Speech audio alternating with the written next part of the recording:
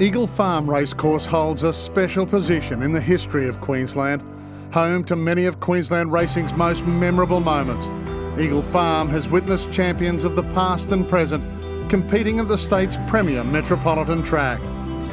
2015 marks the 150th birthday of this great servant to the Queensland racing industry, with racing first taking place at Eagle Farm in August 1865. Just 6 years after the state of Queensland was proclaimed.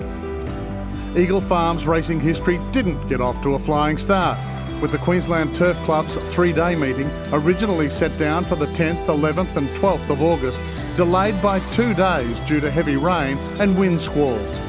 But on August 14, 1865, perfect weather greeted an estimated crowd of 4,000 for the first day of racing. Racing flourished throughout the early years, and by 1900, Eagle Farm was acclaimed as one of Australia's premier racecourses. In 1917, the state-of-the-art Julius Totalizer was installed at Eagle Farm. Developed by Sir George Julius in the early 1900s, the Julius Premier Totalizer was originally devised as a system for counting votes, but due to a lack of interest from government authorities, it was developed for the racing industry to replace existing fraud-prone manual totalizers. The Julius Premier Totalizer revolutionised the racing industry by enabling large crowds to place bets without holding up the start of races. Today, the machine, regarded as one of the world's first computers, remains on display in the museum at Eagle Farm. Another great moment in Eagle Farm's history was witnessed on the 6th of March 1928, when Bundaberg-born aviator Bert Hinkler landed at Eagle Farm before an estimated crowd of 12,000. The previous month, Hinkler had flown from Britain to Australia in just 16 days. A landmark era in Eagle Farm's history began at 2 p.m.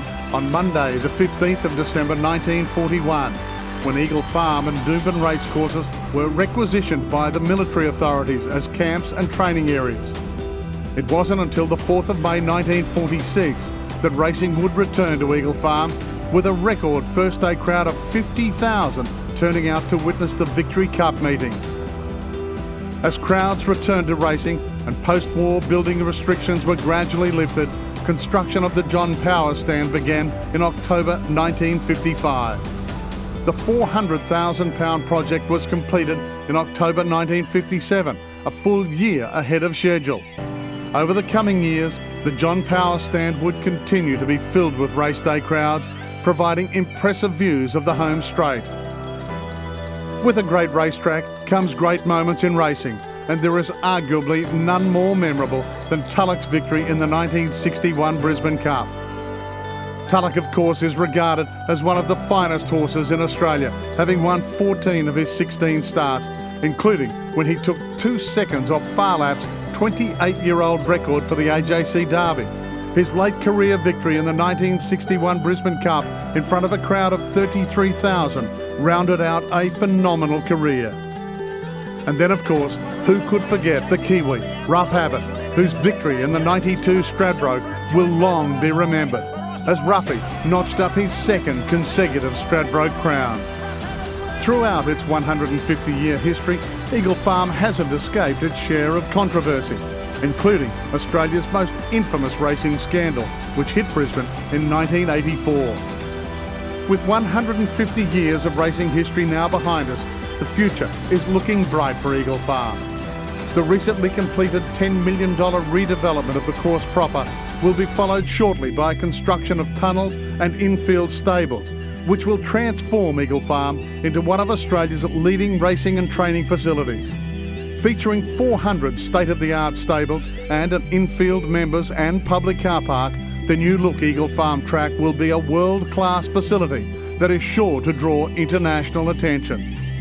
The stage is now set for the next 150 years, and what an exciting future it is, with the Brisbane Racing Club's $1.2 billion master plan and the recently announced $855 million residential development in partnership with Mirvac about to get underway.